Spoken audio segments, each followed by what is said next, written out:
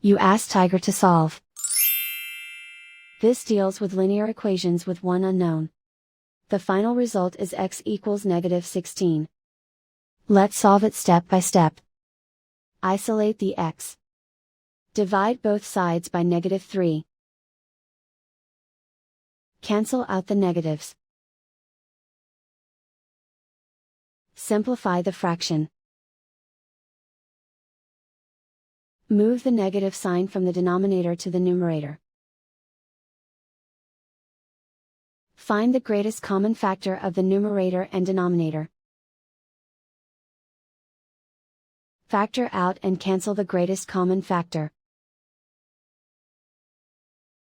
And so the final result is x equals -16.